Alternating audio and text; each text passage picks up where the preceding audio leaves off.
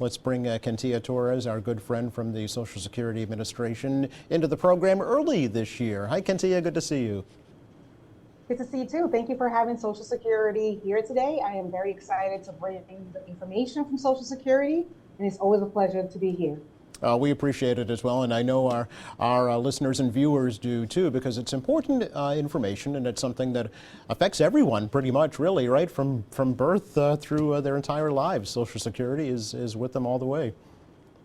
That is right. I mean, when we are born in the hospitals with the Social Security cards or coming into the country as a new immigrant, we have to get assigned a Social Security number all the way to where we start working or attending school till retirement if we don't become disabled between that time. So yes, it is with us throughout our working life, our entire life actually.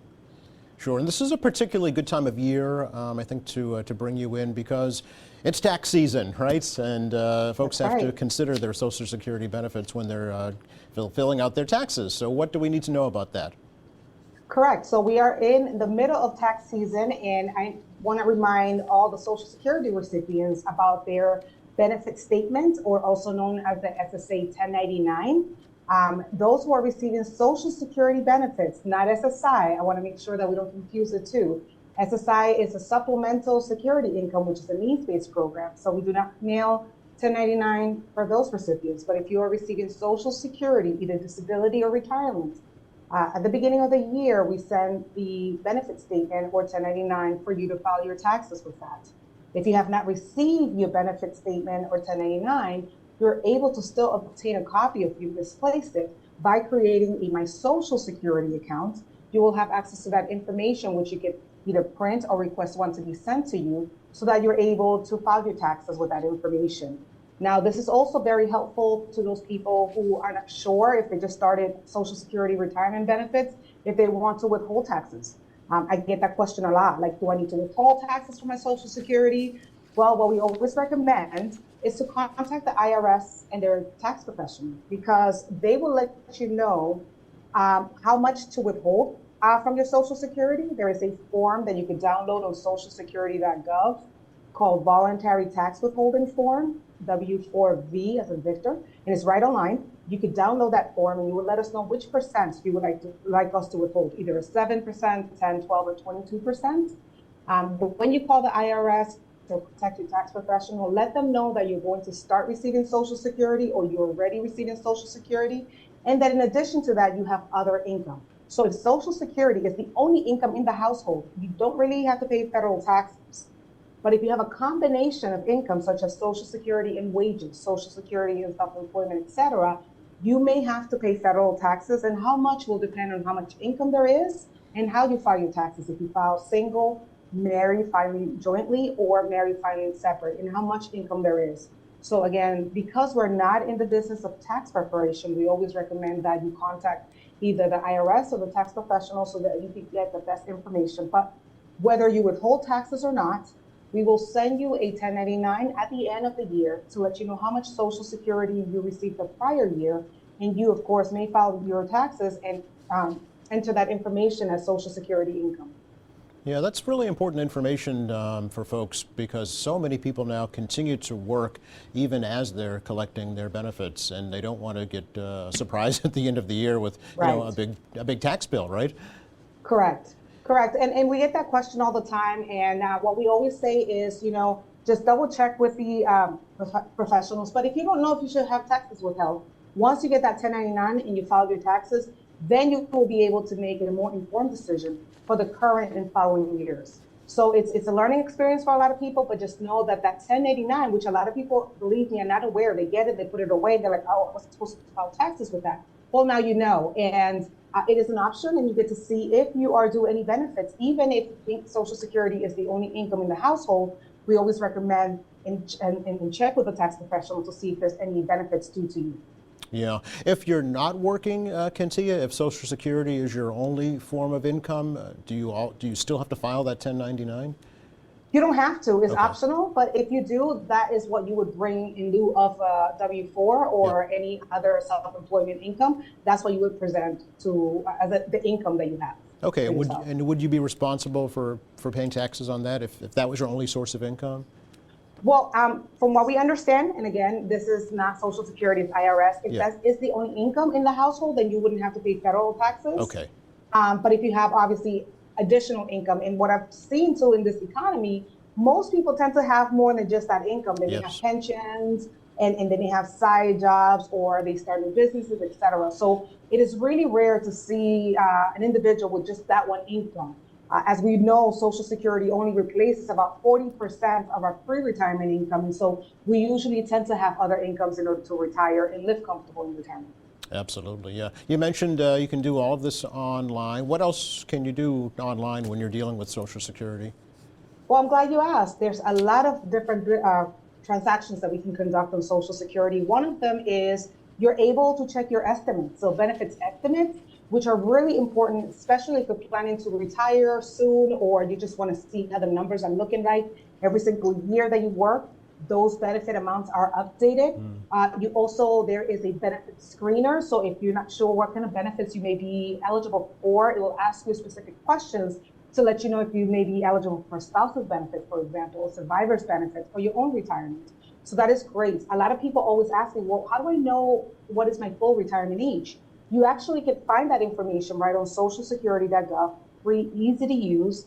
By creating a My Social Security account on socialsecurity.gov, you're also able to not only look at your benefit statement if you're receiving benefits, but also your earning statement, which is very important.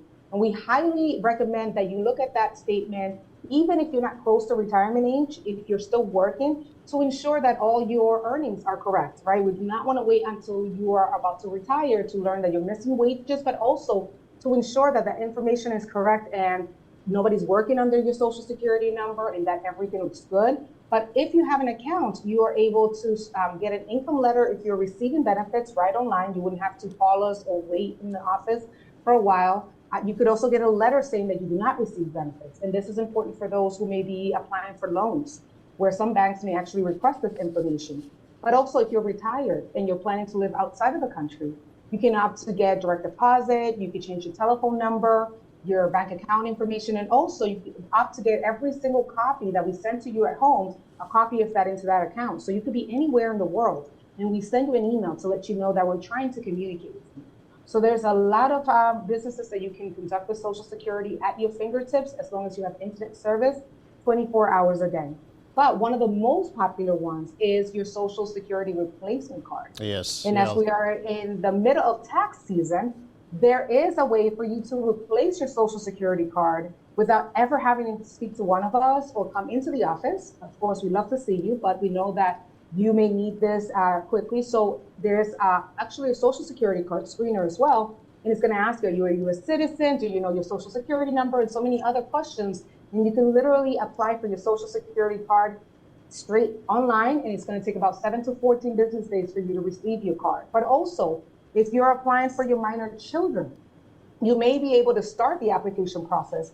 It's going to let you start that information. And if you need to bring any information into the office, like original documents, it will let you know how many days you have to bring that in. And that also expedites the process, because instead of having to come in without knowing which documents we need to see and having to come back another day, you will already have completed the application online, and all you have to do is just provide that information. We go ahead and verify that we saw everything and process that request. So that is very hot right now, and a lot of people are applying for Social Security cards. So that is one of those benefits. But I also want to mention too, that you can actually get your Medicare card replacement right online. And that is one that we get asked all the time, like, how do I misplaced it or I forgot it.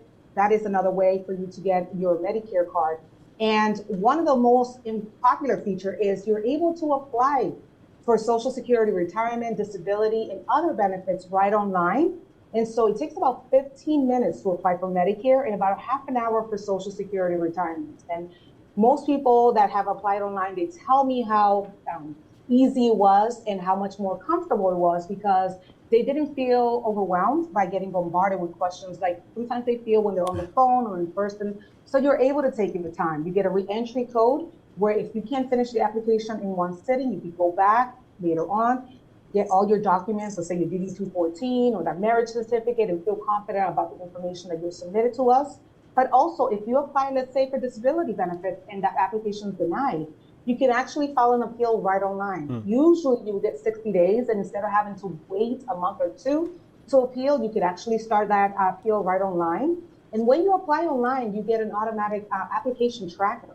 So if you wanted to know what the status is, it will be almost like a lot of pizza delivery services that use a delivery tracker. You will be able to see the stage of your application. And if you're missing any documentation or if we requested anything, it will let you know exactly what it is that we're waiting on. So there's a lot of nice features and a lot of things that you could do online. So conversely, Kintia, are there things that you cannot do online with Social Security? You know, when would somebody actually have to come into the office? Yeah, so for example, let's say if you're getting a social security number for the first time, Okay. that would be something that you will have to, especially if you're migrating into the country for the first time, that you have to come in. Let's say if somebody lost their social security card or there's fraud, we want to see that person to complete a fraud investigation and to obviously get the identification. There's some states that may not have a contract with Social Security yet to verify the IDs. And so when you do the screener, it will let you know if your state is one of those states that actually qualify or not to do it online. So those are some of the special occasions where you may not be able to do it online. And of course, the screener will let you know if you're able to do it or not. But at the very least, even if you're not able to do it online, it would allow you to at least complete the paperwork so that you could have it completed right in the office and again expedite that process. Okay. Now, you still require an appointment for an in-office visit, or can you just come at your own free will? Great question. So if you are going to ask, let's say, how to replace my Social Security card, for example, or about Social Security estimates, or what does windfall elimination provision mean, anything like that, yes, you could just walk in. We'll be happy to see you. But if you're planning to retire or apply for disability, which usually could take, an hour or two, depending on how many doctors, hospitals, medications you may have, that gets a little bit trickier. So we will always try to see you if we can, but at the very least, we'll answer all the questions that we can and then schedule an appointment either on the phone or in person for another date where we have someone who's waiting for you. Because remember, when you walk in, we already have scheduled appointments for that day. But we always want to help you in every way that we can. And of course, come in if you need assistance with anything, even if it is to schedule an appointment. Okay, and I know there is an office right on Hancock Street in downtown Quincy that's very active, and folks I've talked to have used it have had a great experience there, and it's one of the more active ones, I'm sure, in the greater Boston area. Oh yeah, no, thank you for the good feedback. So they're open Monday through Friday, 9 to 4 p.m., but I just want to let you know that even if you are not able to say to go into the office, we do have a national 1-800 number that opens Monday through Friday, 7 a.m. to 7 p.m. So even after you leave work, you can also call and schedule an appointment or get a lot of these questions answered. And that number is 1-800-772-1213, 1-800-772-1213, and we'll be glad to help you. And even if you speak another language, we always have interpreters that we could call and assist. Oh, I'm glad you brought that up. I was going to ask about multi-language availability, so that's good to know. Kintia, can we talk a little bit about the quote-unquote COLA adjustment for 2024, the cost of living adjustment for Social Security? Yes, so about 71 million Americans have received COLA, which is a cost of living adjustment, and it was implemented, at the beginning of the year, 3.2%. Wow. And the purpose of COLA is to ensure that Social Security benefits are not being eroded by inflation. So, the Department of Labor Statistics and the Department of Labor, they look at all the inflation and all the numbers, and they come up with this number to ensure that we're still able to purchase and live with these benefits. And so, yes, many Americans started receiving SSI benefits with COLA included as of December 29th of 2023. And, we have to check every year to see what the amount it is. And, we are still paying that, and it will be reflected on your 1099 when you get those statements at the end of the year as well. Okay, and do you know, does the COLA adjustment cover any increase in Medicare, or is it kind of a wash, if you will? Well, the Medicare did increase. Okay. It's $124 per month, and it was less last year. But there is assistance for those who may have low income and resources. So especially if you are receiving our other program, the SSI, which is a supplement, the state of Massachusetts may assist to pay for that Part B of Medicare. And also there's assistance through the state to help you pay for the prescription drug plan Part D. And so there is assistance if you aren't able to pay for that. But yes, that actually went up to 174. Okay. And depending if you have a higher income household, you may actually have to pay a little bit more for your Part B and Part D, in addition to the standard amount. Sure. Unfortunately, we are in the age of scams, Kentia, and Social Security is Correct. not immune. Unfortunately, what are some scams that you're watching out for and you want people to be aware of? Well, the first one, I want to recommend that you do not carry your Social Security card with you, your wallet, your purse, and your person. Most of the time, you will not really need it unless it's something specific, like if you're applying for a new employer with a new job, or if you're signing up for insurance. Most of us tend to remember it, but if you need to take it out for that, we recommend that you leave that with the important documents at home, away, including your Medicare card. I know that we changed the Medicare card from your Social Security number to a generic number, but we want to make sure that that information is safeguarded. So that's the first thing. Also, Social Security doesn't just randomly call you. Usually when we call you, it's because you contacted us a lot of time to either find out what the status is on your application or to ask us for questions. So we're usually returning your phone call. So if somebody's just randomly calling you and telling you that your Social Security number is going to be suspended, that's a red flag. You want to make sure that you hang up and that you call us directly at either that 1-800 number or your local Social Security office to see if someone from here is really trying to look for you. A lot of the times that is not true. We tend to send you a letter first. So if we're going to call you, we'll say, hey, Mr. So-and-so, Miss So-and-so, we're going to be calling you on this date, and we give you a time frame. So that's the other thing. If you feel that it's a scam, please do not continue with a call. Hang up and call us or come into the office. When we call you, we already know your Social Security number, so we will ask you other questions just to verify that you are who you say you are, but we shouldn't be asking you for your Social Security number because we are Social Security and we have that information. But sometimes people are vulnerable and they may give their information. If that happens, you could call us and report it, 1-800-772-1213. But the best way to report any scams or any information is by going on our website, socialsecurity.gov, and reporting it through the OIG department, or also by calling your credit bureaus and blocking your credit. And if you think that somebody is actually working under your Social Security number, which happens, make sure you come into the office and file a report so we can contact those employers and let them know that someone other than you is working under your Social Security number, and we can remove those wages from your wage report, and also to allow that employer to correct that situation that's happening. So yeah, making sure you, 1, save your information at home. 2, do not respond to anything that may seem concerning if you get a clear phone call. And 3, report it to Social Security and contact your tax bureau so you can block your credit. Kentia, it's always great to talk to you and get some great information out there. Pleasure. Really appreciate your time. Thank you very much, and I hope to see you next time. Thank you, Yep, guys. we'll hope to have you in the studio sometime. Thanks again. Thank you.